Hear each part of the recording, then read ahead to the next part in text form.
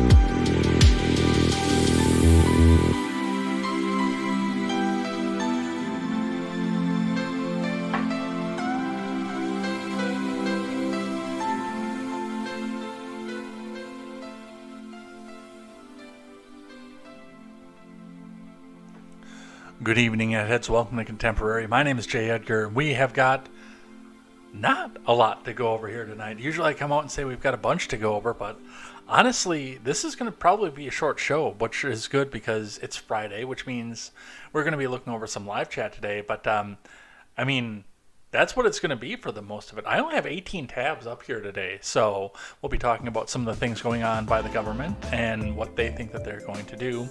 We'll be talking about a bit of the debt ceiling and this new mysterious object that has shown up over Alaska that now they feel the need to go back out there and shoot it down. So it's going to be all this and more over on Contemporary. Before we get started, make sure you guys go check out great programming such as The Daily Ignoramus, The Breakdown with Breckenhoff, The R-Rated Conservative, The Porch Boys.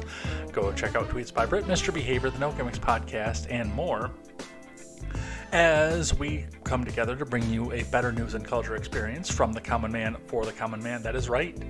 We are building a new experience in which you get your news from people who have had to make some of the same decisions that you are, and you get your culture, your music, your discussions about religion, and the culture war from people who have had to make some of the same decisions you are for too long.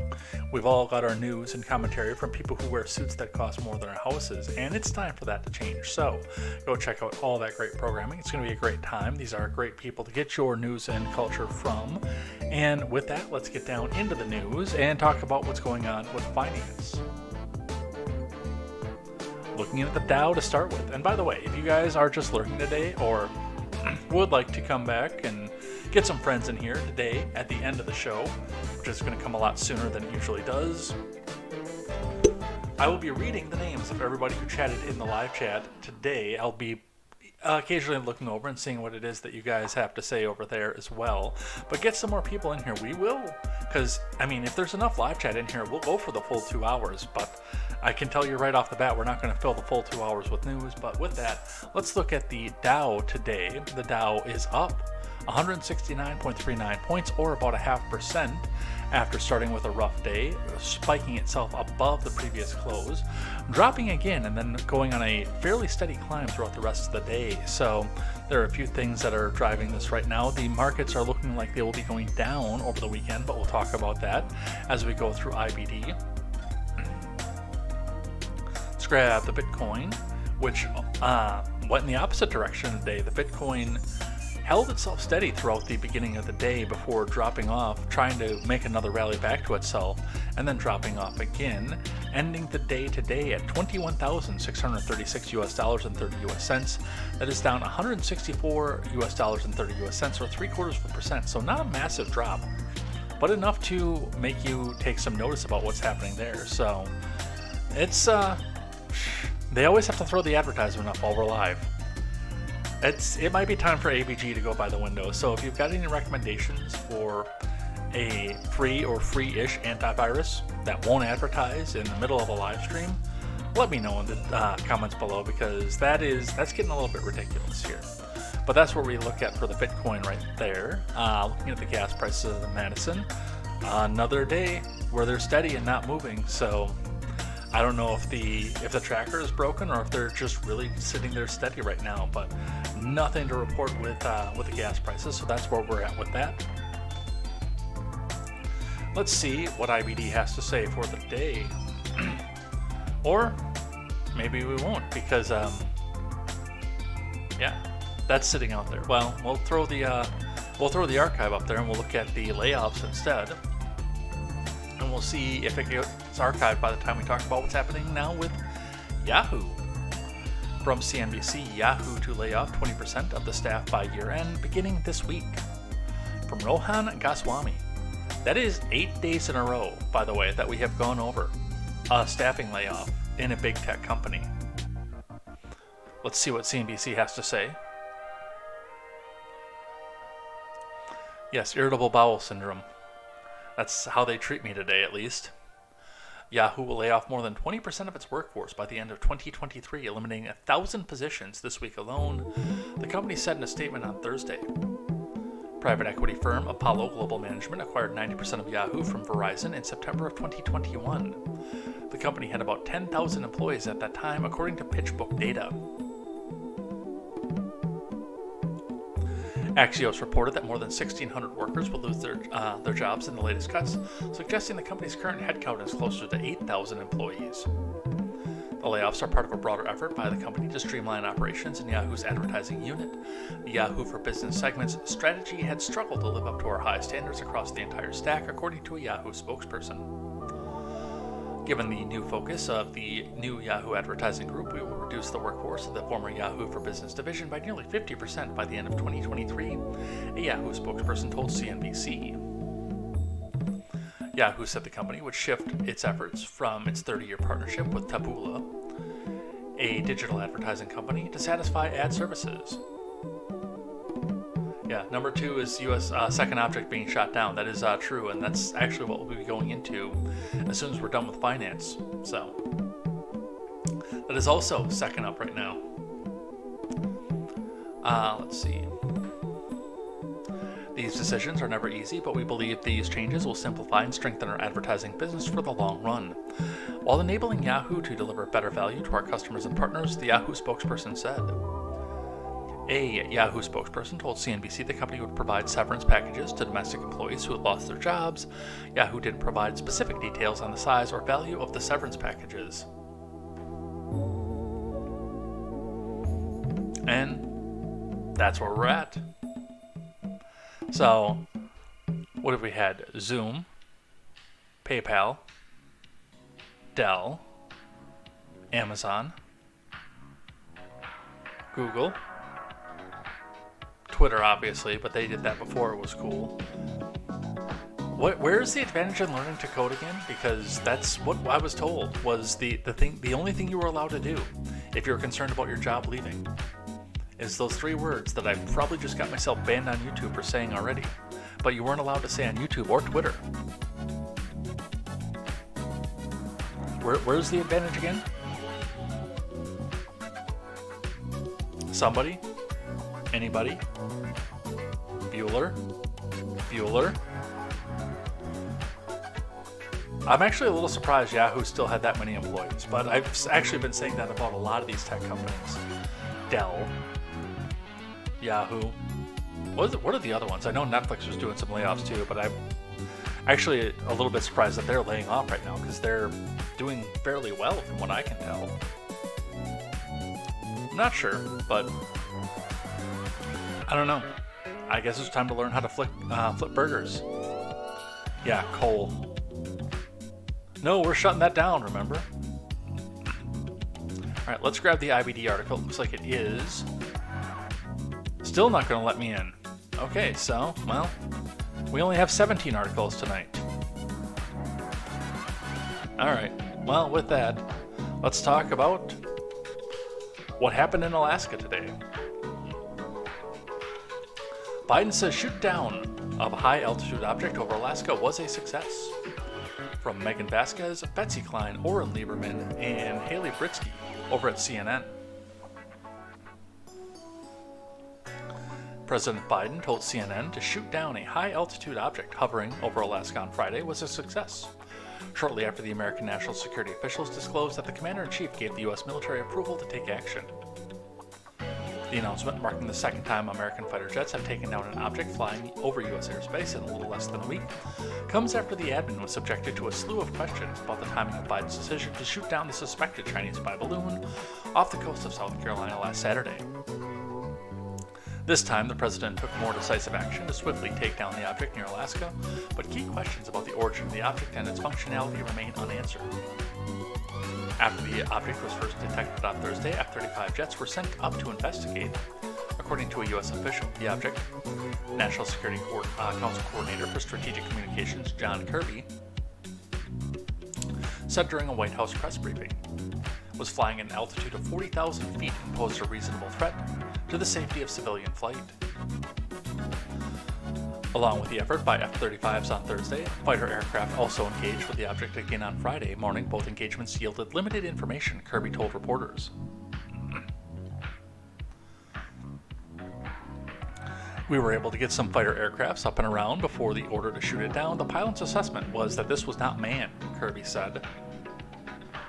The president was first briefed on Thursday night as soon as the Pentagon had enough information, Kirby said, adding that the recommendation of the Pentagon, Biden ordered the military to shoot down the object, and they did. Yeah, I'm sure he didn't waste any time off that either, by the way. With everything that he got, all the criticisms that he got the day before, or the week before, and the fact that they were expecting him to say something during the State of the Union. And again, if this even exists, I wouldn't be the least bit surprised to find out that something got launched from like Hawaii or South Korea or something to come over into the U.S. airspace so we could get the victory lap and say, hey, look, we shot it down.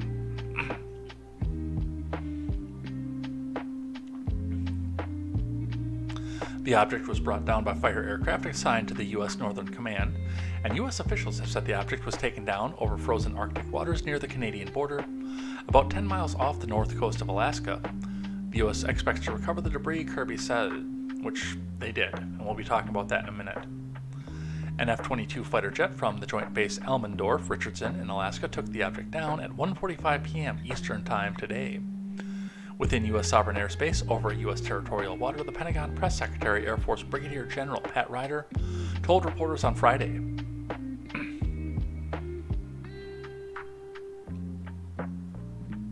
He said the object was shot down by the F-22 with an AIM-9X, the same type of aircraft and missile used to shoot down the balloon off the coast of South Carolina. A U.S. official noted that there was not a serious concern about collateral damage to people or property on the ground when the decision to shoot it down was made.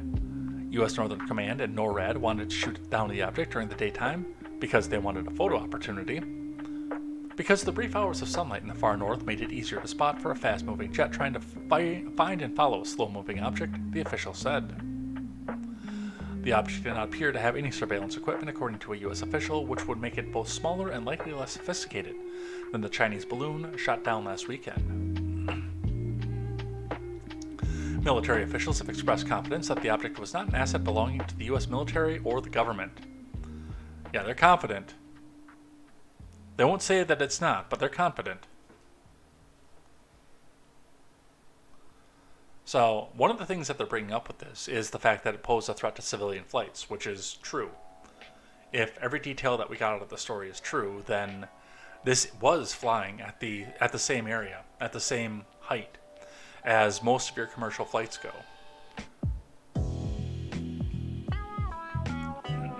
and noting that the object was about the size of a small car, so not so similar in size or shape to the high-altitude surveillance balloon that was taken down off the coast of South Carolina on February 4th. Northern Command's Alaska Command coordinated the operation with the assistance from the Alaska Air National Guard, Federal Aviation Admin, and the Federal Bureau of Investigation, KTZed. The object brought down over Alaska was much smaller than the Chinese surveillance balloon downed over territorial waters on Saturday. The payload of the Chinese balloon down last Saturday was described by U.S. officials as approximately the size of 3 buses, whereas the high-altitude object was taken down on Friday has been described as being the size of a small car. The U.S. has not attributed the second flying object to any country or entity. We're calling this an object because that's the best description we have right now. We don't know who owns it, whether it's state-owned or corporate-owned or privately owned. We just don't know, Kirby said. The object did not appear to be self-maneuvering, therefore was at the mercy of prevailing winds, making it much less predictable, said Kirby. So, a few things with that. Number one, people are saying that this appeared to be a cylinder of some sort, which would be odd in and of itself.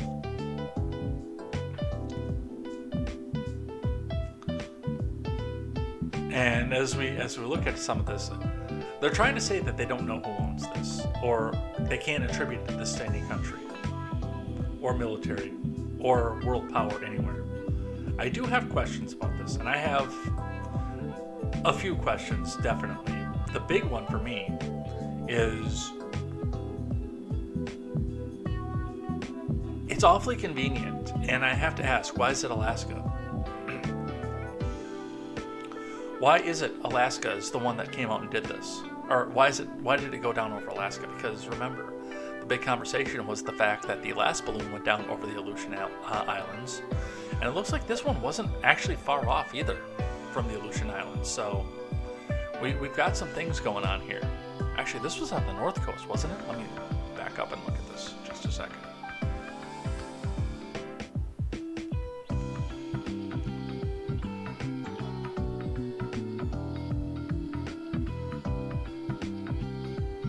I thought it said.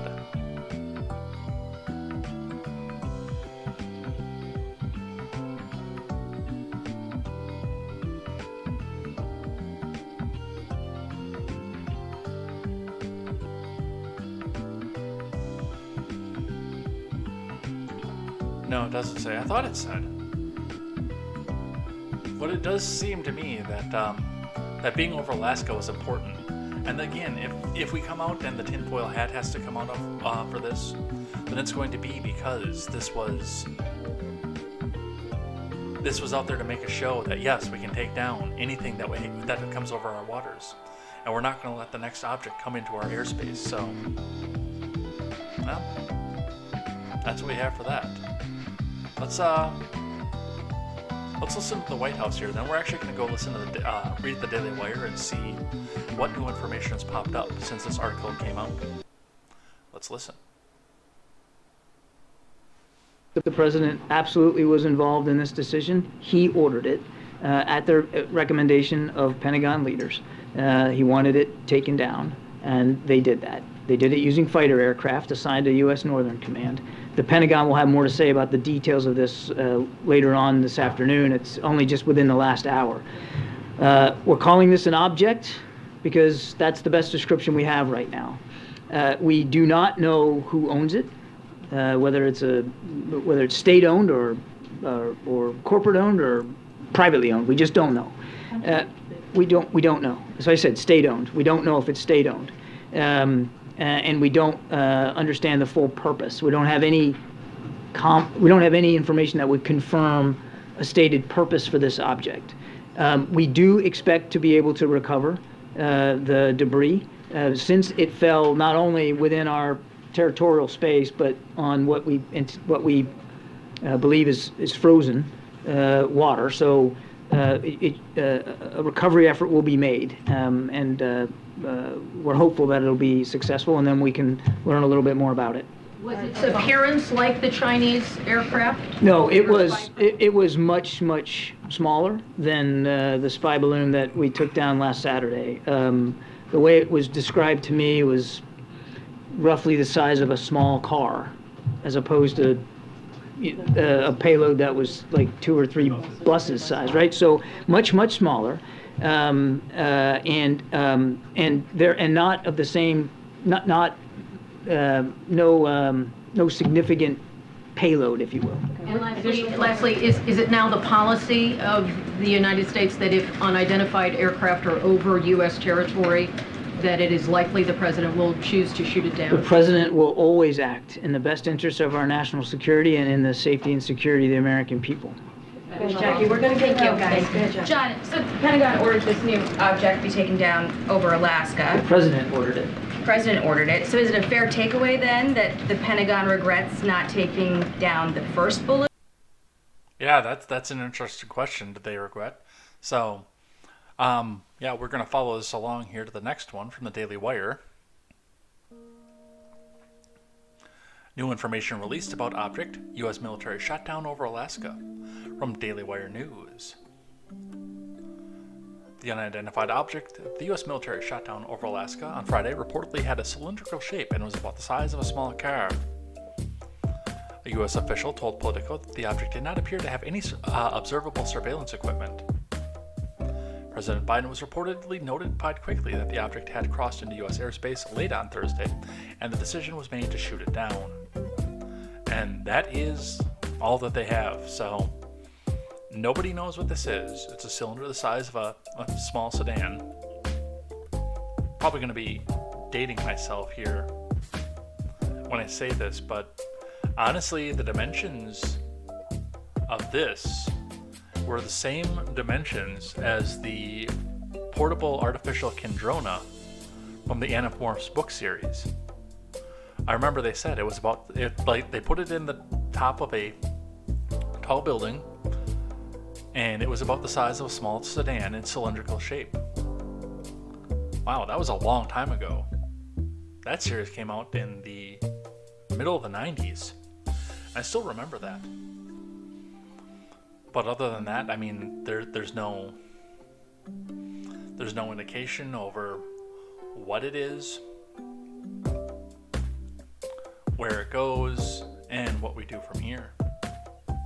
So, the big question here is going to be, are they going to tell us that they found all sorts of super secret foreign stuff in this? Or is this just going to get swept under the rug and buried? We'll watch and see. Now we're going to go talk about the balloon again. From Fox News, senators say very disturbing possibility. U.S. manufacturing may have helped build the Chinese surveillance balloon. From Brianna Herlihy and Kelly Lako. And that's actually probably true because it probably wouldn't have made it all the way across the U.S. if it was made in China. China. Republican senators say the admin officials didn't dismiss the possibility that U.S. manufacturing aided the construction of the Chinese surveillance balloon in a classified briefing with senators on Thursday.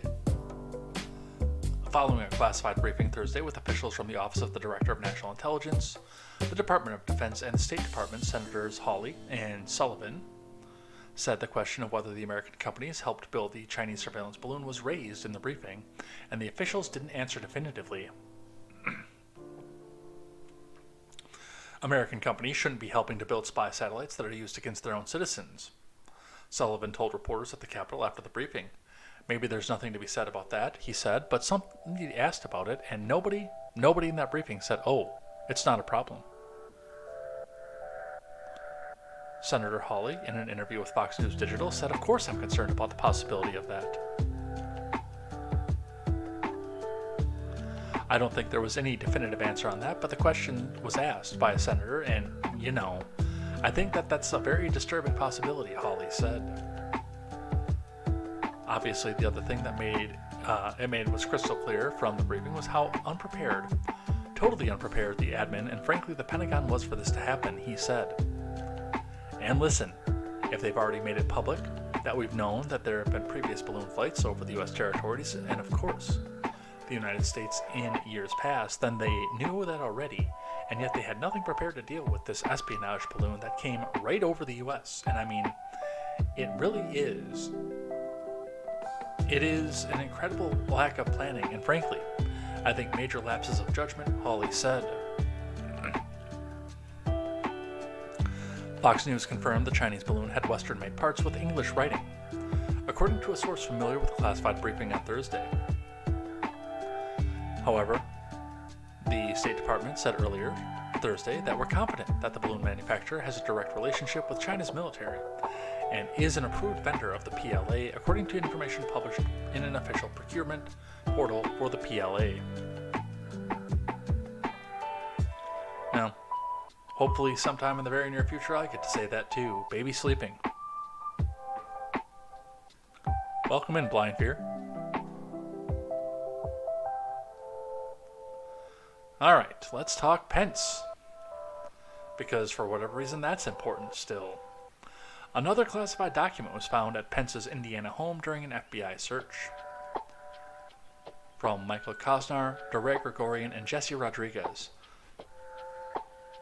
How do you have classified documents with markings in your home that you don't know about?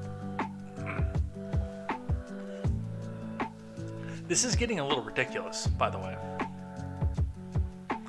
The FBI discovered an additional classified document at former Vice President Mike Pence's Indiana home during a voluntary 5-hour search of the house, a Pence advisor said in a statement. The advisor, Devin O'Malley, said the Department of Justice completed a thorough and unrestricted search of 5 hours and removed one document with classified markings and 6 additional pages without such markings that were not discovered in the initial review by the Vice President's counsel. The Vice President has directed his legal team to continue its cooperation with the appropriate authorities and be fully transparent. Through the conclusion of this matter, O'Malley said he also noted that Pence and his legal team had agreed to a consensual search of his residence that took place today. A source familiar with the search said the DOJ was given unrestricted access to Pence's home, and a member of his legal team was present throughout the duration. But the question is, was it a woman, and was he alone with her at any point while his wife wasn't there?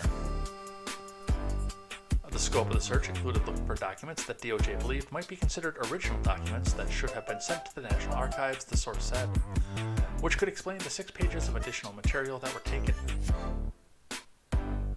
Pence and his wife Karen were not home at the time, the source said. The former second couple went to the West Coast to be with their son and daughter's military families, the source said, adding that both the families had welcomed a new baby this week, the Pence's second and third grandchildren. The search came weeks after Pence reported finding a small number of classified documents in his home in Carmel, and a day after it was revealed he'd been subpoenaed in a separate federal probe, the counsel's investigation into former President Trump's effort to stay in office after the 2020 election and the role in the January 6th selfie fest.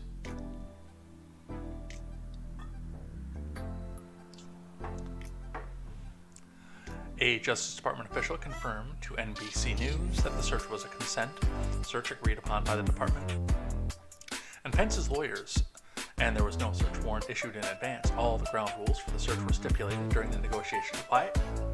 If you're that concerned about documents, why are there ground rules?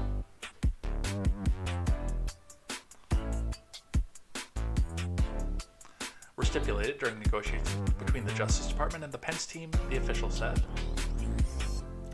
The other classified documents were found at Pence's house last month after the discovery of Obama-era classified documents in the possession of former Vice President Biden, who also followed an FBI search of Trump's home, after his lawyers claimed he'd returned all documents with classified markings from the White House.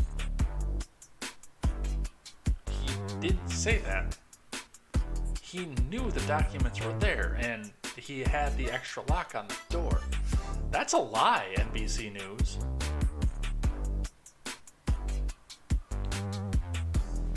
But, you know, they're always lying, so what's the difference there? As far as the Pence document goes, number one, my big question is why are there so many classified documents? And this one actually appears to have a classified marking. Remember, there was some ambiguity between the different outlets when the first document was discovered, whether it was actually a classified document, marked classified, or whether it was that his lawyer looked at the information and said, hey, this should probably be classified, so you shouldn't have this. Call the National Archives.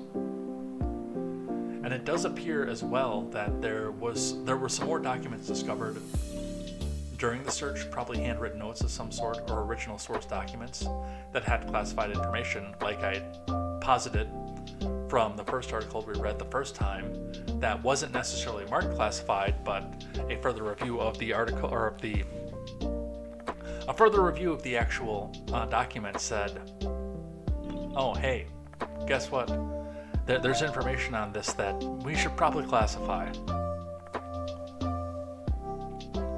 Frankly, and again, I think there's way too much classification in the government to begin with.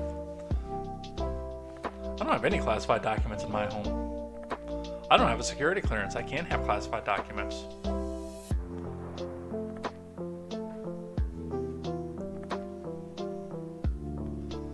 But they're going to keep finding something, and they're going to... bravo on them getting this story back in the news. I do have to say that. Because it disappeared for the State of the Union with the Chinese balloon and Tyree Nichols. And now it's back. Let's talk about the debt ceiling. I got a few on that one. Bank of America's Moynihan says his firm is preparing for the U.S. debt default. From Julia Mueller. Bank of America CEO Brian Moynihan on Monday said the firm is preparing for the U.S. to default on its debt after surpassing its borrowing limit last month. Lawmakers are locked in talks about whether to lift the debt ceiling, with Republicans insisting on spending cuts before a deal to raise the limit is struck, and economists are warning of financial crises if a default does occur. This is smart, by the way. I know a lot of people are going to come out to look at this and say, oh, this means it's going to happen. Oh my God, they're preparing for everything that's going to happen. It's the end of the world. This is smart. This is smart business. I've actually got to applaud Moynihan for this one. And I don't do that lightly, because the identity theft that happened to me was a Bank of America credit card. So they were in part responsible for pushing the debt onto me for the identity theft. That ruined most of my adult life, credit-wise anyway. I actually had a pretty awesome life, in spite of everything that was happening. But landed me in this little closet that I live in today.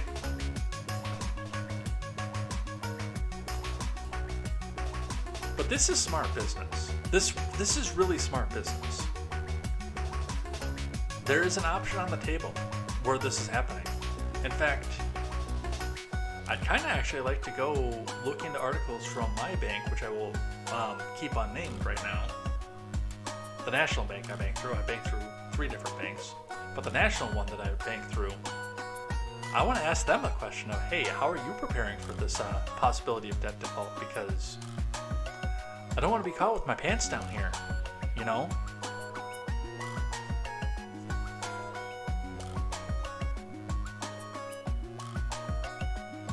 We have to be prepared for that, not only in this country, but in other countries around the world.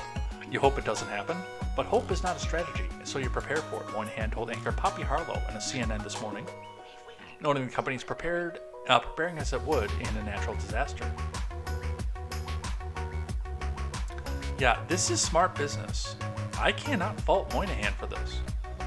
This is what you should be doing in the situation you're in. 100%, absolutely.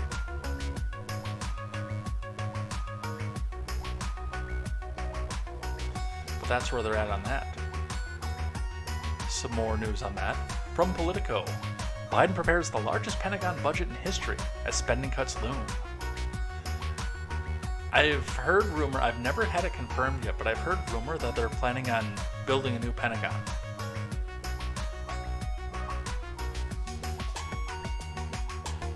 I don't know if it's true or not. Interestingly enough, the Pentagon was the setting of the endgame if you go down the Brotherhood of Steel quest in Fallout 3 as well. Although they call it the Citadel in Fallout 3. It is meant to be the Pentagon, although it is in a different place than where the real-life Pentagon is. Where the Citadel is in Fallout 3 there's a boat shop and a few other things over there, but it's mostly private business and commercial. It's not government stuff. I'm guessing because they didn't want you to have to go all the way out that far into Virginia to do the end game. Can you imagine how long that would be? I'm thinking out loud here right now, thinking the geography and, looking to see where the Pentagon is versus where the game ends.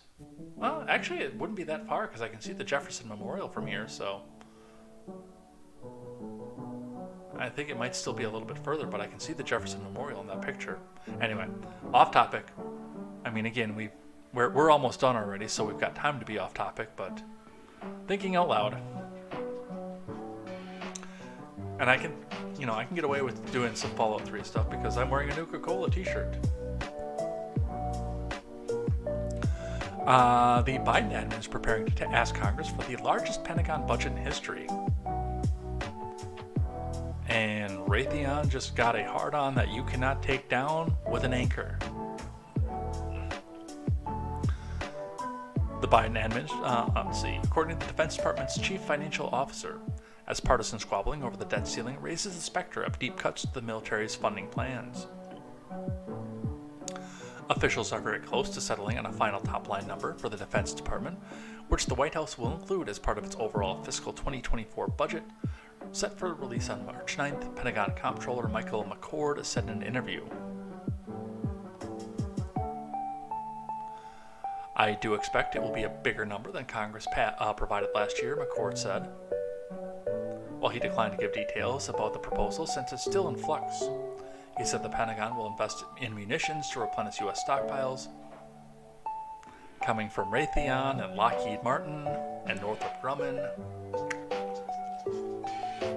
I'm telling you again, this is not official financial advice, but if you ever had any interest in owning a defense contractor stock, and I know for most of you that's like a sin beyond sin, but if you ever had any interest at all in owning some sort of stock in a defense contractor, now would be the time. Now would be the time.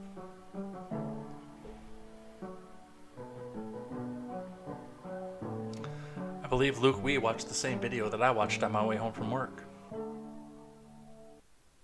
Kind of seems that way right now, doesn't it?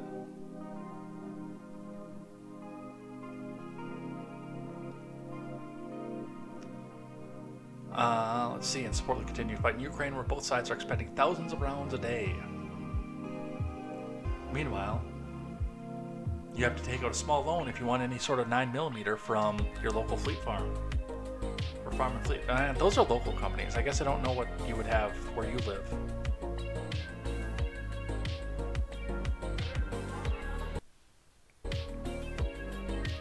Let's see. In December, lawmakers appropriated $858 billion with a B in national defense funding, $45 billion more than Biden sought. That included $817 billion for the Pentagon and billions more for nuclear weapons development through the Energy Department and other national security programs. So our nuclear budget is going to the right stuff, huh? We can't have a nuclear power plant anywhere, but we can build more nukes. God, I hate war. Which is kind of funny because I'm a big fan of Tom Clancy's writing, except for The Sum of All Fears, because, well, I can't even say that because that's actually starting to pick up, finally. I've been reading that book for a year. More than that, I think. No, I think that's actually been about it. It's been about a year. Just trying to claw through 70, 80 pages of how to build a nuclear bomb in extreme technical detail. Hi, FBI agent. At the time, it was the most the U.S. had ever spent on Defense Department, reflecting the Pentagon's efforts to simultaneously counter the threat from Russia and keep pace with China's growing technological advantage, modernize aging arsenals, and fight inflation. But the outlook for Biden's Pentagon budget is increasingly uncertain now that Republicans have taken over the House, where a partisan fight is brewing over the national debt limit, with just 4 months ago until the Treasury Department could theoretically run out of money. To stave off the default, Republican lawmakers have demanded deep spending cuts, including potentially defense in exchange for raising the debt ceiling. Republicans have yet to rally around a specific set of conditions to raise the debt limit, but the House Speaker McCarthy has voiced support for capping spending at fiscal 2022 levels. If the Pentagon is not spared from these cuts, reverting to last year's budget levels, it would amount to a nearly $75 billion cut across the board, roughly 10%. Good! What's the downside to this argument? There are deep divisions within the Republican Party on the issue of potential defense cuts. Many hawkish members sought to quash any talk of reducing the Pentagon budget. Instead, looking to make cuts to non-military programs, defense boosters are actually eyeing another increase this year, up to 5% to mitigate the effects of inflation and meet the threats from Moscow and Beijing.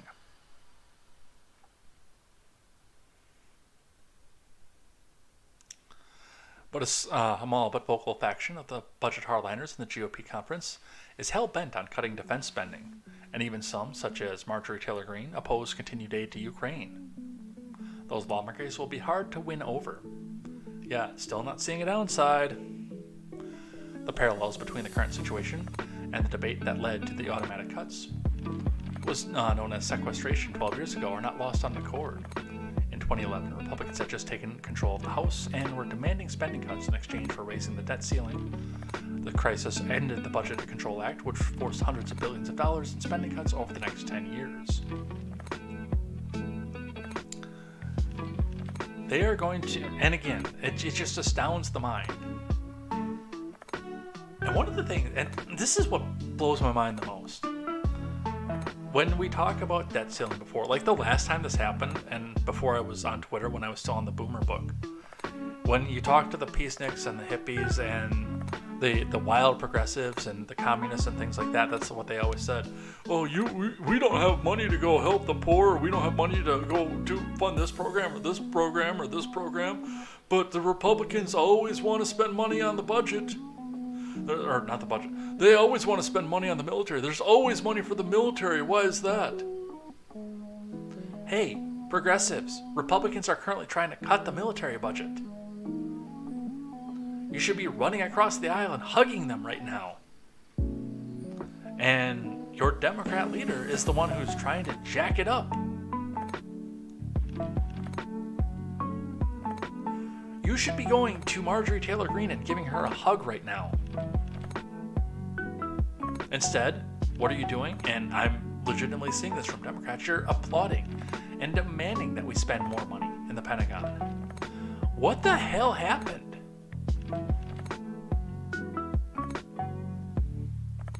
All right. Hakeem Jeffries taking a shot across the bow from the Hill. Jeffries says extreme MAGA Republicans consider Social Security a Ponzi scheme. Must stop them. Okay, Hakeem. Let me ask you a question.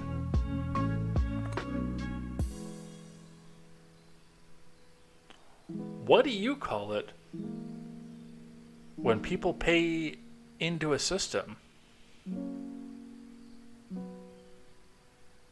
and then the original people that were paid into the system get paid back with money that people paid into the system later?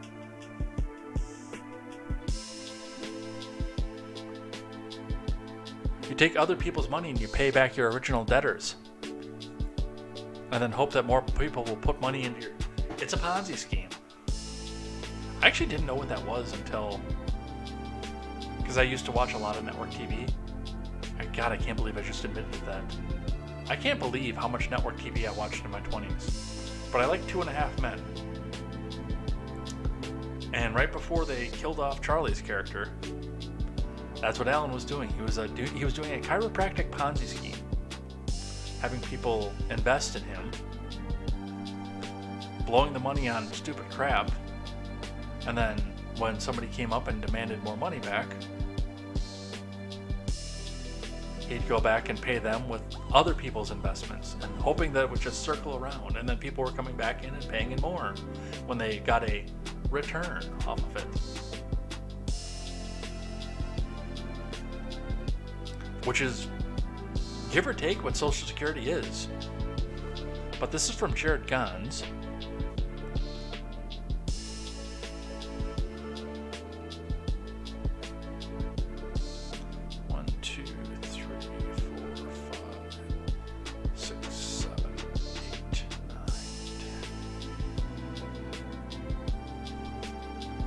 Yeah, 800 billion. Okay. Yeah, about $560 a taxpayer. Yeah. I don't want to pay $560 more. Go and F yourself.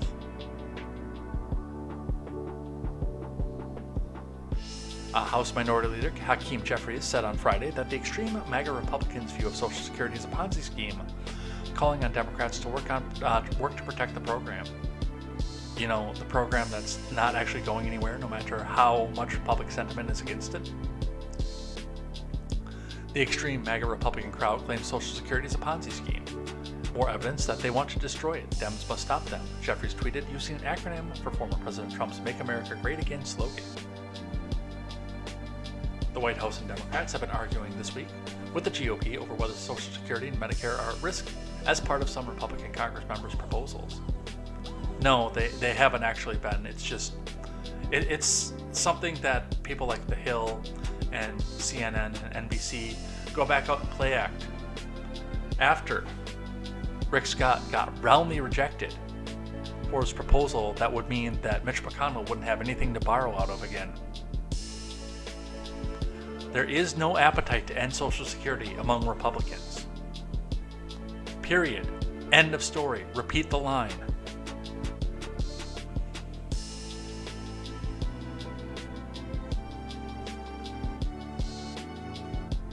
At least a couple of Republican members have either called Social Security a Ponzi scheme or compared it to one in the past.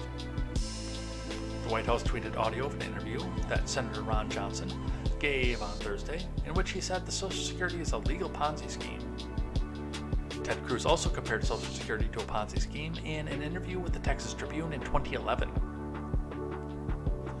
During a State of the Union, President Biden accused some Republicans of wanting to sunset Social Security and Medicare in exchange for agreeing to vote to raise the debt ceiling. Sunsetting would mean that Congress would need to reauthorize these programs for them to continue. McCarthy has said that any cuts to Social Security and Medicare are off the table in negotiations over the debt limit.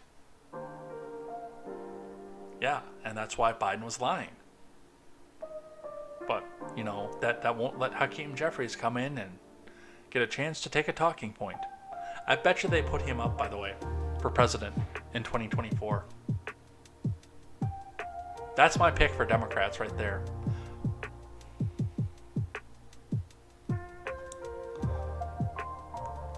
All right, some more financial news for you, since we lost some of our financial news in the beginning. We've only got like 5 more after this, so lots of time for live chat. Get your stuff in. We'll be talking about it. From CNN rather. Bad news, consumer prices actually climbed in December. From Alicia Wallace. Yeah, they tried to tell us that we had negative inflation for December, even though it's a year-over-year stat. Consumer prices dropped 0.1. Well, they revised it.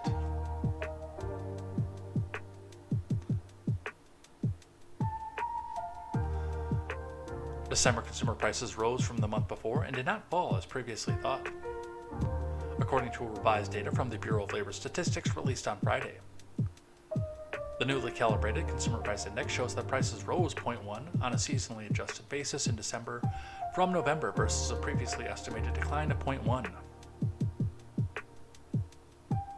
Every year, the BLS recalculates seasonal adjustment factors for CPI going back 5 years.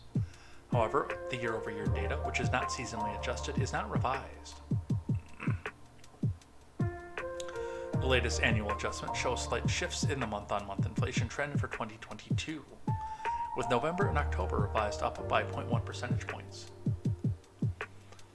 Core CPI, which excludes the more volatile categories of food and energy, saw upwards revisions of 0.1% in December and November to 0.4 and 0.3 respectively.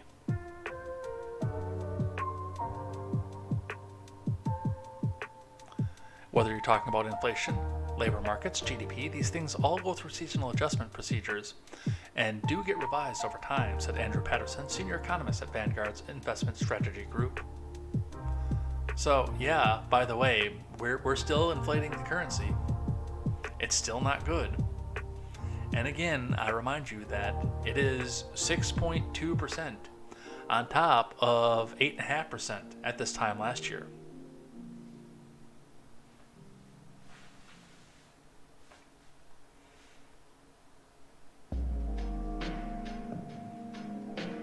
So, we've got some problems. The Reuters article is saying the same thing, so I'm going to skip over that one. From Just the News. FBI whistleblower raises fresh concerns about bank record mining. Undercover agents in January 6 probe. From John Solomon and Nick Gibbous. A recently retired FBI supervisory agent told Congress in a whistleblower disclosure that agents in Boston were improperly pressured by Washington over a criminal case on 140 people who had simply taken a bus ride to the January 6th rally in Washington. The agents refused because there was no evidence the attendees engaged in any criminality, the whistleblower said. George Hill's testimony to the House Judiciary Committee also raised new civil liberty concerns about the FBI's January 6 probe, including whether the Bureau mined Americans' bank records without court authority and whether the agency possesses video footage it is refusing to release because it identifies undercover agents and human sources who were at the Capitol that fateful day. Hill, a military veteran and longtime analyst for the National Security Agency and FBI who retired last year from the Bureau's Boston field office, told Just the News on Wednesday that he disclosed concerns earlier this week to the House Judiciary Committee during a transcribed deposition, including that the Bureau analyzed banking data without the evidence of a crime, simply to find Americans who traveled to Washington around the time of January 6th or who owned a gun. Hill said supervisors in the Washington field office pressured to open cases first on 7 individuals who came up in a sweep of bank records provided by Bank of America, which, you know, I said good on Bank of America earlier for effectively going out and making sure that they could withstand what was happening. And now I'm going to come back and tell them, yeah, you can go and F yourself for just releasing these records.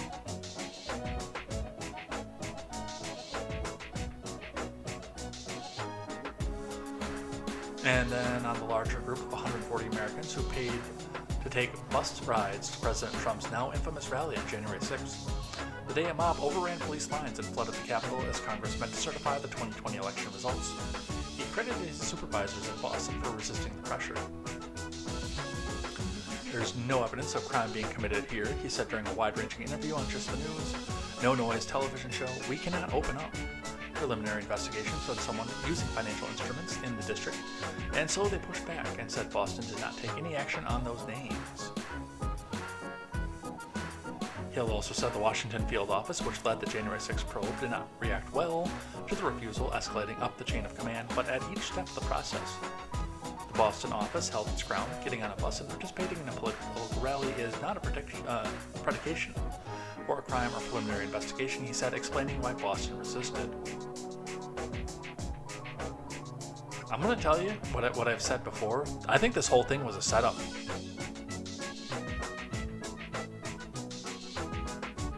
This really seems like this was a setup.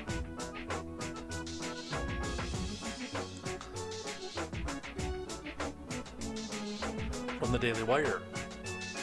Lawmakers probe SEC over strange timing of Democrat megadonor, alleged fraudster Sam Bankman-Fried's arrest. From Ben Ziesloft. Well, get your tinfoil out, because it's about time to have that conversation. Republicans asked for any communications about the arrest of former FTX CEO Sam Bankman-Fried, sent by officials in the SEC. Bankman-Fried has been charged with several counts of fraud after he allegedly commingled assets between FTX and sister trading company Alameda Research. Without customers' knowledge, the entrepreneur was arrested on December 12th, hours before he was scheduled to testify before the House Financial Services Committee over misconduct at his firm.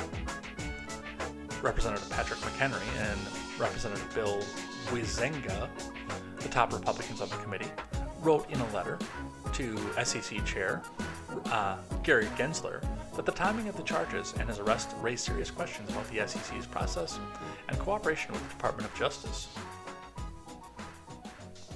Authorities in the Bahamas, where FTX has been headquartered, arrested Bankman-Fried after they were notified that the U.S. had filed criminal charges against the executive. Current FTX CEO John Ray III, an attorney overseeing the company's bankruptcy, testified before Congress in his stead. McHenry and Huizenga asked for all the records and communications to and from SEC Division of Enforcement Director Gerber Gruwal and other staffers referring to or related to the charges filed against Bankman-Fried by February 23rd. Bankman-Fried pled not guilty last month to 8 charges, which include conspiracy to commit securities fraud and conspiracy to commit campaign finance violations. He faces as much as 115 years in prison. So, and that's a good question. Is there something deeper? Was the government involved?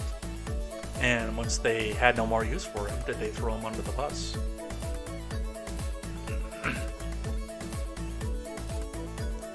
I have a lot of questions about this, and I don't even completely understand what happened with this. I didn't look into this until pretty much after the dude was getting cuffed.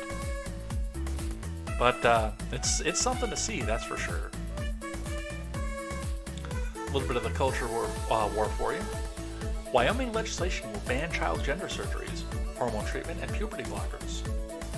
From Andrew Chapados.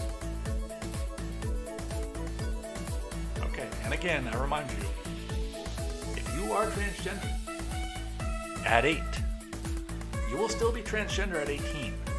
Otherwise, you're just in a fad or your parents are pushing crap into your mind. This will still be there when you're old enough to be emancipated from your parents' care and make your big boy decisions on your own.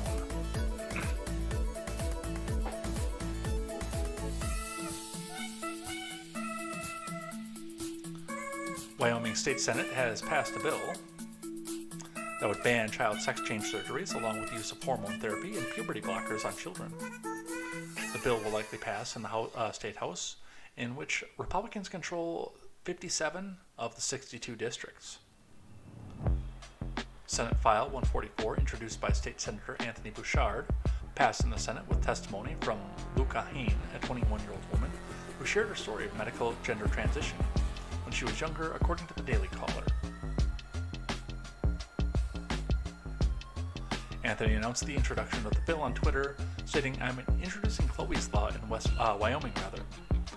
Legislation to make childhood mutilation illegal. Chloe's bravery inspired me to take action. It is fitting to name the bill after her."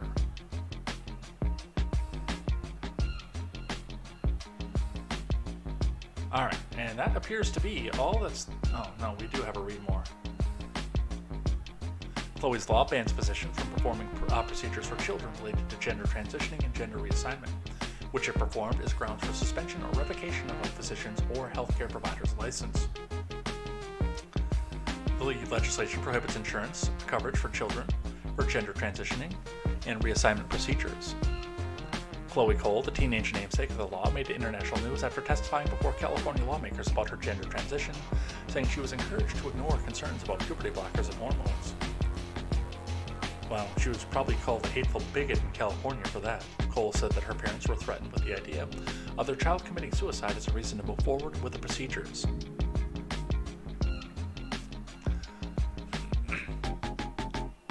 "This is all wrong. I regret every single step, and this shouldn't have happened," Cole told Glenn Beck. Luca Hain received a double mastectomy and hormone treatment. Oh, we just lost Instagram. I don't even get the chance to say go back and check us out over on the main channel. And this shouldn't have happened, Cole told Glenn Beck. Luca Hain received a double mastectomy and hormonal treatment at just 16 after she said she was manipulated by doctors and nurses who told her she would be at a high risk of suicide if she did not undergo the surgeries. Hain said the surgeries did not fix her mental health problems. There was nothing wrong with my body. I was just a teenager. I was uncomfortable, and instead I was pushed down a path that taught me that growing up was a disease and I needed to be cured with surgery and medicine, Hain told Wyoming legislators. If passed, the act would come into effect on July 1st, 2023. And this, by the way, does have a good chance of passing. It's got a very good chance of passing because of what's out there, and it's honestly a good idea. I know that I stand away from some of my more conservative colleagues when I talk about this, but you know, if you want to do something as a legal adult, no matter how stupid it is, as long as you're there to accept the consequences, you can do whatever you want to your body. There are people that make themselves into agender lizards and then wonder why their kids won't call them anymore. And if you feel this way at 16, and this is actual true gender dysphoria, you're going to feel the same way at 18. So, I'm okay with this. I really am. As I always say, my problem is always with society, and I would rather not have the government involved in these kinds of things because, once again, as I always say, lawmakers, their kids, although I don't know that a lot of lawmakers' kids in their trust fund types are going to be dealing with a lot of the stuff. This typically goes with a lot of, I hate to say it, but a lot of the lower class gets involved in this more than anything. Trying to find some other desperate way for attention. And I know because I was among the lower class when I was growing up.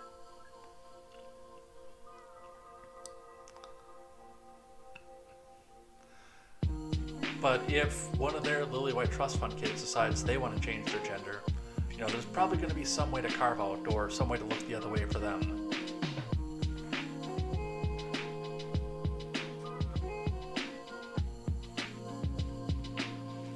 Alright, and the last one, a little bit of culture war stuff. And then after this I'm going to read your live chat for the day, so get spicy if you haven't been spicy already, and some of you have been spicy already. But I'm going to go back after I get done with live chat here and watch Razor Fist video again. The memo, Trump and Biden find common enemy in DeSantis. From Niall Stanage. These people want so desperately for DeSantis to happen. And I don't think it's going to happen. It's like fetch.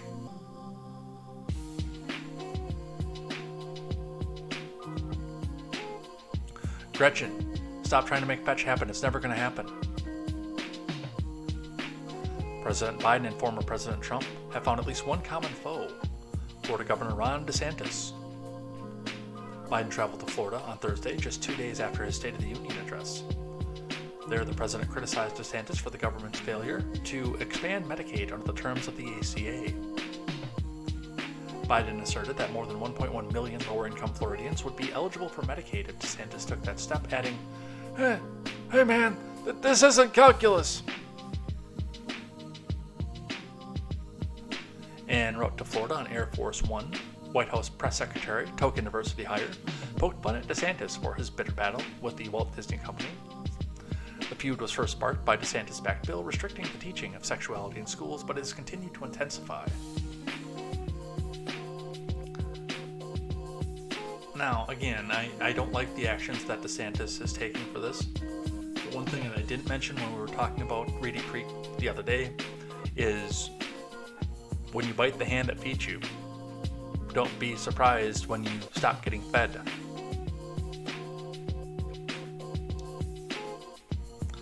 I certainly would not get into that fight with Mickey Mouse. Diversity hire told reporters. I don't think that would be the thing that I would be doing.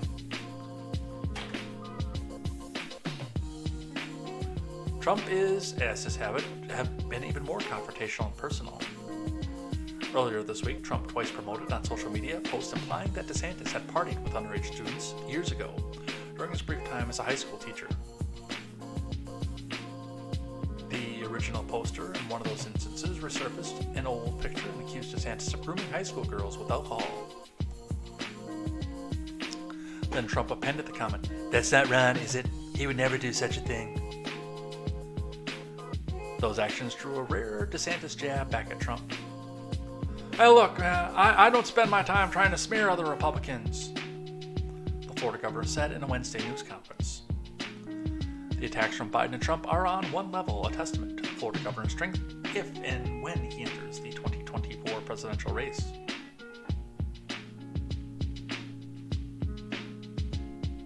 It's widely expected that he will do so, though such an announcement may not come until after the Florida legislature ends its session in May. DeSantis' team is reported to be hiring in advance of the White House bid. There's no real question that DeSantis is Trump's most serious rival. After the GOP nomination at this point, the reality has been reflected in poll after poll. An Economist YouGov survey released Wednesday showed Trump with 42% and DeSantis with 32%. No other candidate reached double digits. Former Vice President Pence was in third with 8%, and former UN Ambassador Nikki Haley, who was all but certain to announce her campaign next week, came in fourth with 5%. And everybody has forgotten that John Bolton also has his hat in the ring right now. The war walrus himself. Trump has been increasingly eager to take DeSantis on directly. Okay, here's my 2 cents. I could, at the very, very last second, be swayed to vote for Trump if he said the right things right before Election Day, with a comprehensive plan to do that. But I am in the camp right now that it's a no for me right now for everybody who could potentially be running for president. There is nobody with a high enough profile that the Democrats could put up that I would even consider voting for. I could knock all of them out. If you threw a name at me, and by the way, for the 6 of you who are watching in the live chat right now, throw a name at me when we get down to the live chat. And I'll give you my reason for not voting for them, if I know who they are.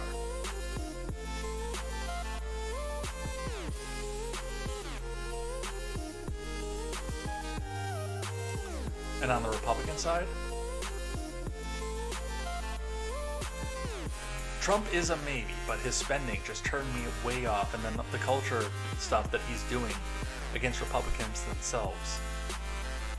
I can't do that with him. Again, I can't do it a third time. And it took me until 4 days before Election Day to say, yes, I'm actually going to endorse Trump and I'm going to vote for him. Because I was going to leave the top of the ticket blank in 2020. I was not going to vote for anybody for president. There were a few down ballot races I was interested in, but there was nobody that earned my vote. And I'll look at the field for president at this point. Who do we have? Donald Trump. Spending spree, nothing but insults, mired in problems, and honestly could potentially rip this country apart. I can't do it. I can't do it a third time. Ron DeSantis, the executive order-in-chief of Florida. No. I don't believe in edict by executive order. I don't believe in Ron DeSantis. And I do think that he's an astroturfed person to go back out and take out Trump, because I don't think he's getting all this by himself. Nikki Haley, I've made my feelings on Nikki Haley very clear on this channel. John Bolton. One of the big things that I can say is the second big reason for me never to vote for Trump again is that I can't trust a person who would hire John Bolton.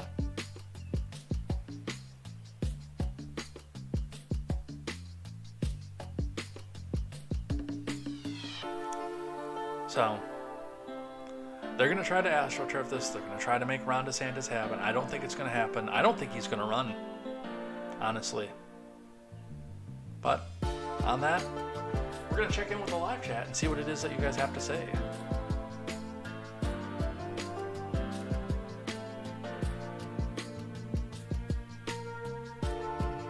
So we will scroll up to the top here.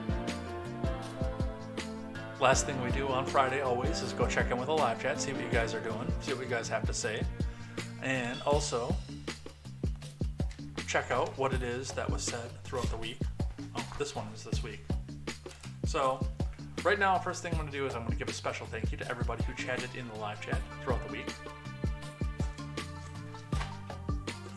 On Monday, we had Ron Helton, A. Gaines P., Grant, Luke Wee, and Arvold. Tuesday, we had Ron Helton, Grant, Tattoo Lover, KTZed, Luke Wee, and Cody Theus. Wednesday, Spartan, Ron Helton, and Luke Wee. Yesterday, even in the midst of having the stream cut off in the middle of it, we had Ron Helton, Luke Wee, A. Gaines P, Spartan 0000. What is your name now, Spartan, by the way, if you're here? Let me go look at that. Sardauker. I don't know what that means, Spartan. I have no idea. But thank you for the lemons, by the way. Yeah, we got a lot of lemons, and by the way, I didn't even look to see who got the big lemons on the payout from yesterday hitting the chest.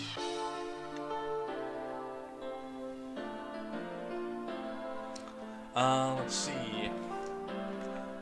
And then we also have Ron Helton and Luke Wee. Yesterday, we had Ron Helton, Luke Wee, A. Gaines P, Spartan 0000, Sardaukar, Cody, and Randy Crush Saga joined us right at the end. Alright, let's see what you guys are doing here today. Let me get the Twitch chat up so I can see some of the new stuff. Oh, Ron got most of the lemons. Well, Ron has done most of the chatting on the D-Live side too, so it's probably pretty obvious as to why he got the most of that. Let's get the Twitch side up here. Let's see what you guys are saying here. Ron Helton is here. Good evening, J. Edgar and fellow Edheads. Luke Wee is here. Did the Potato Internet fire up okay today? Yeah, it seems to be doing okay. I think I called those assholes out at Spectrum, and now they're doing fine. Arvolt is here. Ron Helton says, I like made-up stories before bedtime. We're not making anything up here. We're just reading it up off from what they have.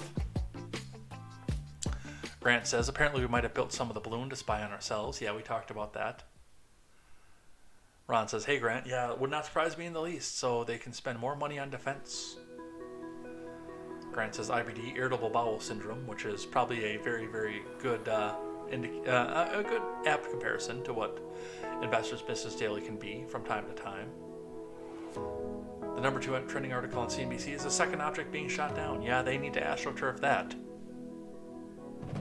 Clown World comes complete with balloons. Nice. I missed that one earlier. I didn't see that one. Did you guys check out Clown World Chronicles? If they can clean up their language, I actually might pick them up too, by the way. For the new website. I like what Papa Palpatine does. I just can't have Azunda throwing the N-word around.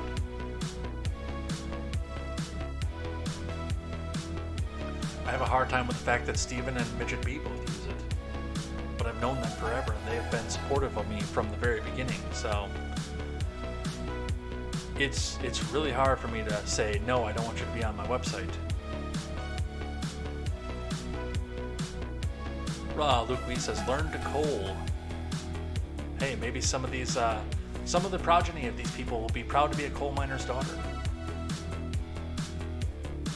Arvold says, are they preparing for seeing strange floating objects in the sky on a more regular basis? Tinfoil hat engaged.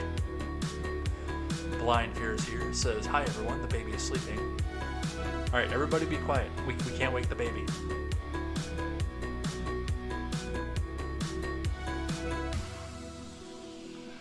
Grant asks, how many classified documents do you have in your home?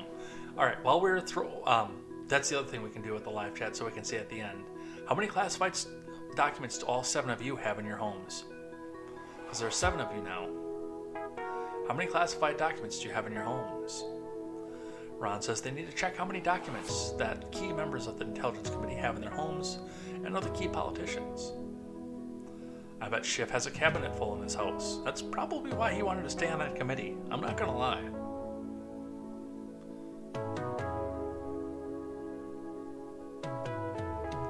Alright, what else do we have here? Luke Wee pointing out the fact that I used the same joke Razorfist did in the video he put out today. Mr. Scott is here, says it's monstrous. Luke says if some of my tax money comes back, I'll invest in that. Well, your taxpayer money is also going to be investing in them. I hate to tell you. Beam Me Up, Mr. Scott brings out the math that says 143.3 million people paid federal income taxes in 2017. 800 billion divided by 143.3 million is 558.26. So about $560 a taxpayer. And this is actually probably going to reach 900 billion, so it's probably going to be more than that. Because remember, he asked for 817 last year and he got 859. And now they're saying it's going to be even bigger than that. Ponzi scheme is basic, typical American business. Yeah and no. There is some aspect of that. We should charge the Federal Reserve an interest rate, not the other way around. What? Charge the counterfeiters a fee? Let their method of money creation be positive, not negative. That's not a bad idea.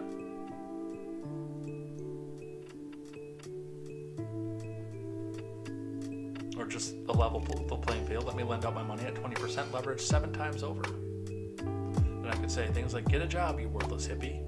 And I worked hard to get here. Luke Weiss says something which I'm actually not going to repeat because I am not in a position to give financial advice. And by the way, if I do give financial advice here, I could get sued. If somebody were to, in a hypothetical, do like Luke Weiss said and go get gold and silver and they tank, I can get sued for that. That's why I always put the caveat on that this is not official financial advice.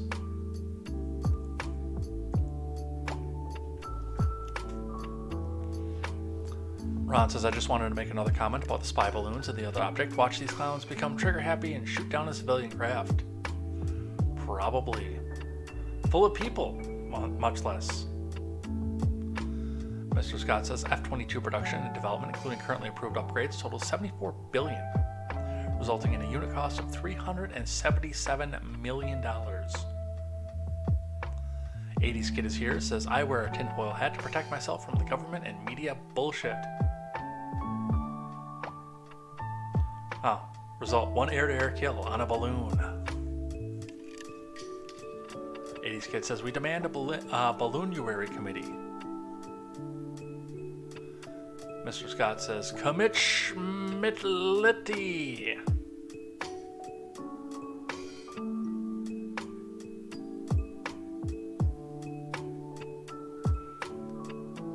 Mr. Scott says, Timcast discussed the facts that these gender stuff goes along with attention. Yeah, and I think that's actually a bit fair, and I think it does. I've heard other commentators talk about the fact that some of this goes along the lines of like trendy parents. And again, I point out the fact that the trendy thing is that your kid has ADHD. When I was a kid, well, little Jimmy is special because he has ADHD. We've got to take him to special doctors, and we've got to pump him full of drugs because we've got to make sure that his ADHD is in check. And then it became on the spectrum, and oh, my special little snowflake has autism. He's on the spectrum. Really denigrating to people who were actually on the spectrum. Like, I've got a cousin who clearly has Asperger's. His older brother, by today's standards, would also be on the spectrum, but he's high functioning enough that it didn't take notice. But my younger cousin is legitimately, he's got Asperger's syndrome. There is no two ways about it.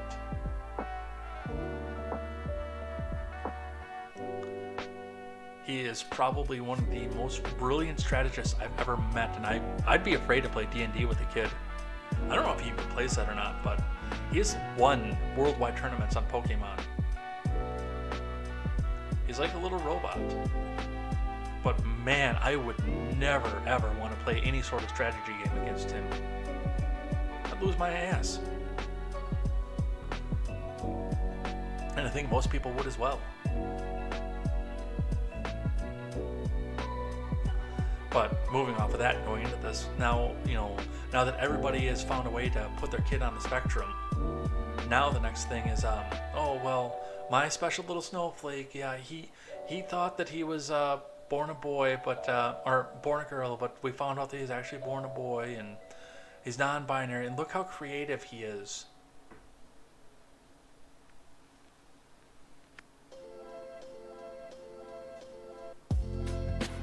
Teenagers will do almost anything for attention, including apparently letting some shady money grabber carve in their underpants.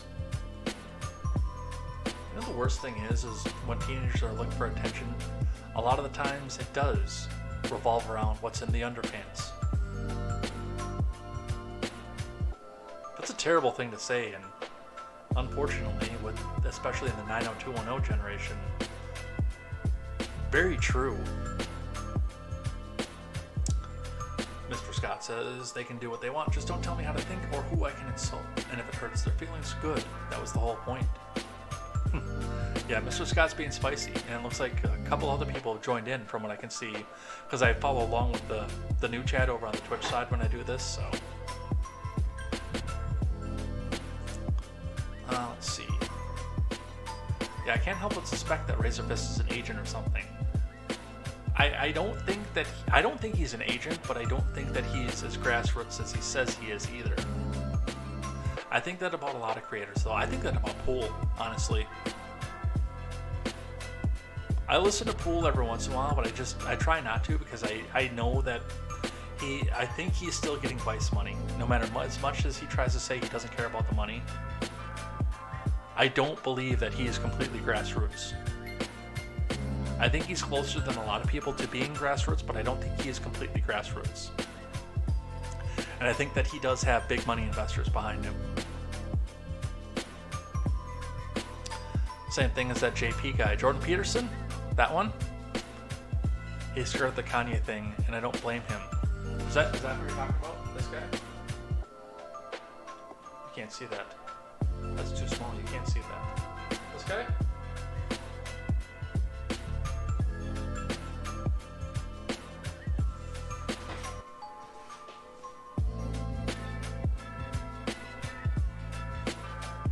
He skirted hard with the Kanye thing, and I don't blame him. If I had a big channel that made big money, I would have skirted that schniz, not even poked it with a 50-foot pole. I am so thankful, by the way, because I know that a lot of people would have wanted to talk about it. I know just from the Twitter conversations that I had while I was going through that. I am so thankful that the Kanye thing happened when I moved. Because remember, I took 2 weeks off when I moved to get myself actually moved, settled, make sure the internet was set up, make sure that I could come up and stream. I took 2 weeks off. And in those 2 weeks is when the Kanye thing happened. And then after the Georgia runoff election was over, Kanye completely disappeared. Man, am I happy that I took those 2 weeks off.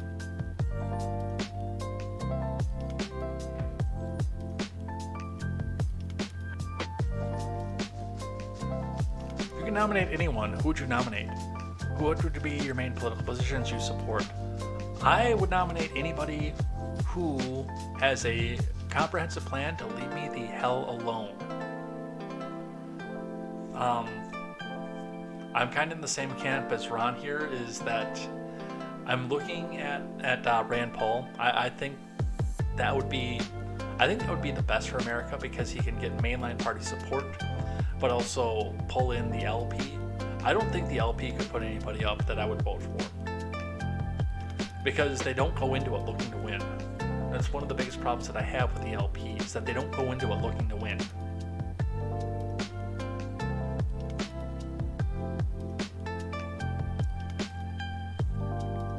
But I think Rand would be, because he's on the anti-war side. He is for police reform, and especially for, like, he's not complete anarchy side of libertarian. He is for the side of making laws, but he wants the laws to be federalist, to where you're being affected by the people who you have to look in the eye at the grocery store. That's who I would nominate for president if I had a chance.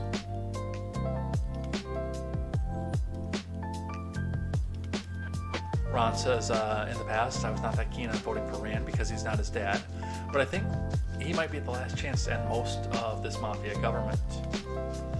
Mr. Scott says, Ron Paul and Sound Money, things are really bad. Ron says, I want to see Thomas Massie as his vice presidential running mate. The problem is, and I think that some of this comes with the DeSantis versus Trump or DeSantis as a running mate thing, is that they say that it's not true, but I have seen provisions in the Constitution where the president and the vice president can't hail from the same state. So I don't think that Rand and Massie could run together.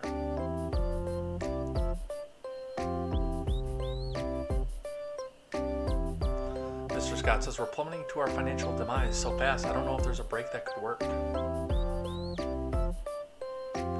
Mr. Scott says, thanks for reporting. I've been kind of antisocial. I've watched, but I said nothing. No, that's fine too. And the lurkers are welcome here too. I just do remember that I can't say thank you unless you say at least one comment. It's the only way I can say thank you on the list. Because that's the only way I know that you're here. I got a shot of tequila in me tonight and a Papa Murphy's. Man, I've been wanting a Papa Murphy's. I've been on a pizza kick lately, and I want a Papa Murphy's, even though I make better dough of my own. But I want a Papa Murphy's, and I want some cheap franchise pizza. Pizza Hut, Domino's, something like that. And for whatever reason, and I don't know why, because I never eat plain cheese pizza. I want a plain cheese pizza. And I never, ever, ever eat plain cheese pizza, but man, does that sound good right now. Oh my God, does that sound good.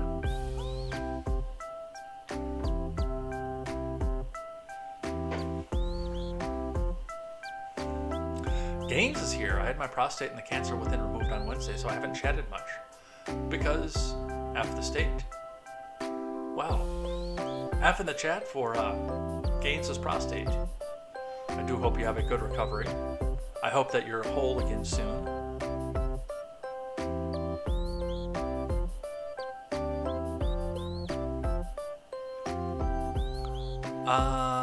I was referring to the made-up stories by the government to create diversions. Chinese spy, yeah, they've lost about 300 satellites. Okay, I get what you're saying now. Was it this chat I heard the Google high-altitude balloon-based sensor system design and implementation? That's a fun Google. Well, I know what I'll be doing for the rest of the night. Ron Helen. Well, I'm proud to be a computer coder's daughter. Everything went good apparently for Gaines, but F in the chat for your prostate.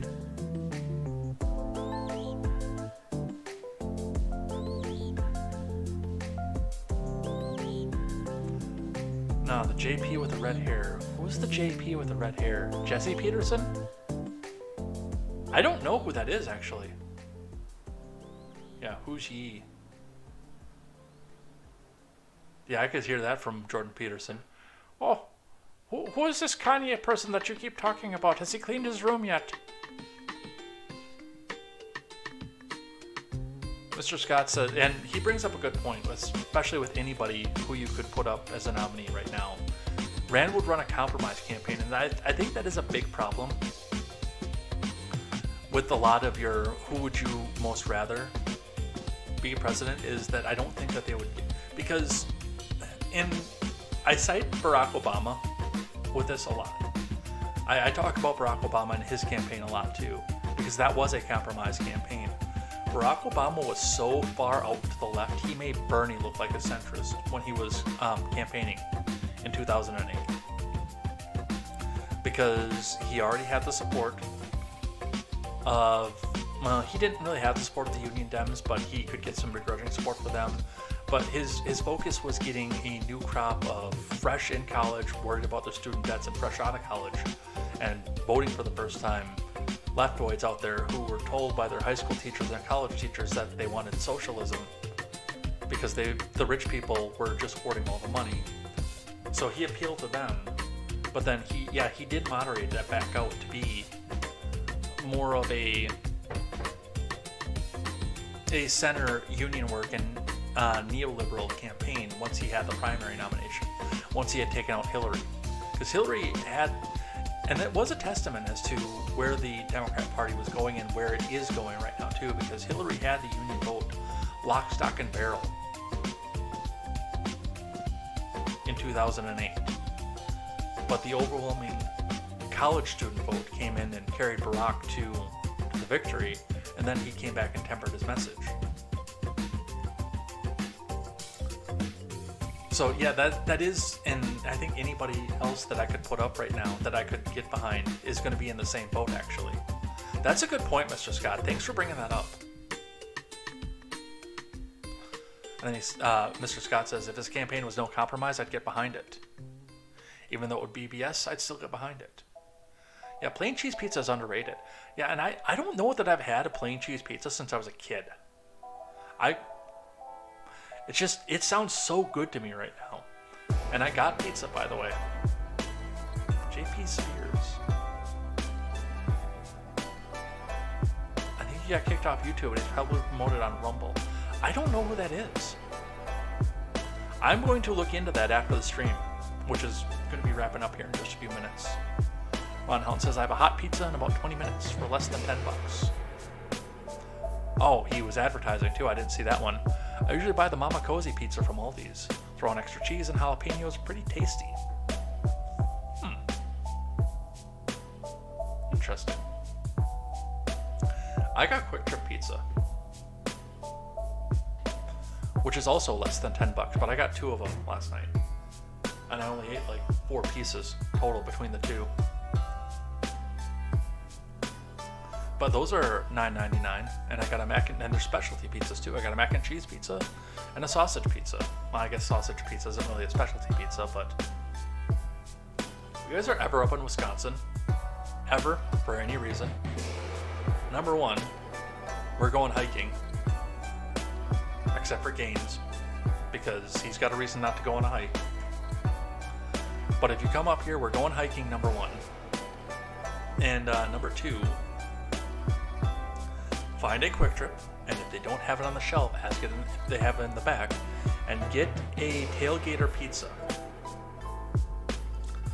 Sausage, bratwurst, and cheese curds. It is so unbelievably delicious and probably clogs your arteries. That is a recommendation for you right there. Get the tailgater pizza.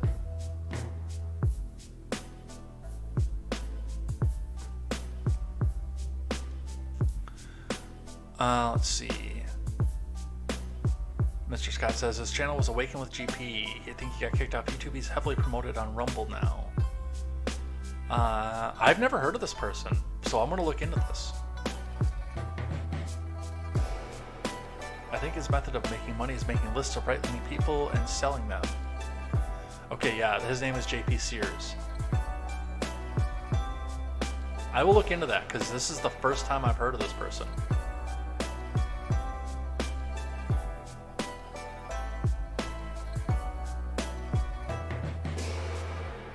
80s Kid says, yeah, I've been subbed to him for a long time. So apparently, I share a lot of audience with this person. I just don't know who he is. Yeah, I'll do that after the stream. I think Dark Journalist has kind of the same business model. Make a list of people with interests in the woo-woo and sell it. It's definitely a dopamine roller coaster. Ron Helton will get the last word and says, what? A heart attack? LOL, tailgater pizza. Yeah, I'm telling you right now, if you ever get into Wisconsin, find a Quick Trip. They're all over the place. White building, red lettering. Oh, I'm only 45. I plan to hike along with one day soon. Yeah, but you've got a medical reason not to do it right now. Get better first. Get healthy. And then I'll take you up the side of the mountain.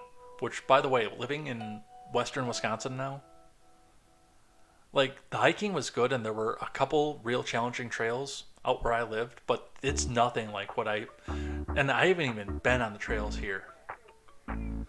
But just looking where the trails are, it is nothing like what the trails are going to be here. I am so excited for hiking season this year. I actually might go and see if I can find an open trail tomorrow, just for the hell of it. I am so pumped for hiking season. Now that I live among the bluffs in the Driftless area. Alright, let's get out of here for the day. We got out early tonight. There's someone waiting to talk to me too, so let's do that. Where's my outro music? I don't have the live chat up on the screen anymore, so I don't have to change the scene.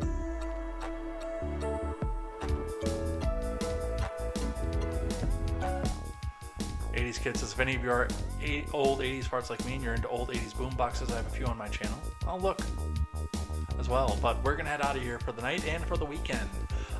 Playing gaming streams by ear right now. I don't know what's going to be happening in the near future for that, but I would like to actually get in and finish up Link to the Past in the near somewhere in the near future here, because I know we were getting close to the end, and I want to play another video game. I know that over the past weekend, while I was dealing with some things, I played Fallout 4 for a little bit off stream, and I played a little bit in the Discord too. And by the way, if you're not in the Discord, join the Discord, because I do private streams on there every once in a while too. It's just in the live chat, and I share out my screen and do it that way for games that we're not currently playing on the game channel. But that'll be another day for another time. We'll be back here on Monday for more news, more headlines, and your evening news on Contemporary. Hopefully some things pick up over the weekend, because this, as much as I like getting out of here a little bit early, the slow days are kind of hard, and I know that you guys want to be here for a couple hours and talk crap over each other. And I like reading the crap that you guys talk over each other too. So we'll be out of here then, but we will see you maybe tomorrow for sure on Monday for more news, more headlines, and more Contemporary. Until then, I'm Jay Edgar, and this is Contemporary. Take care.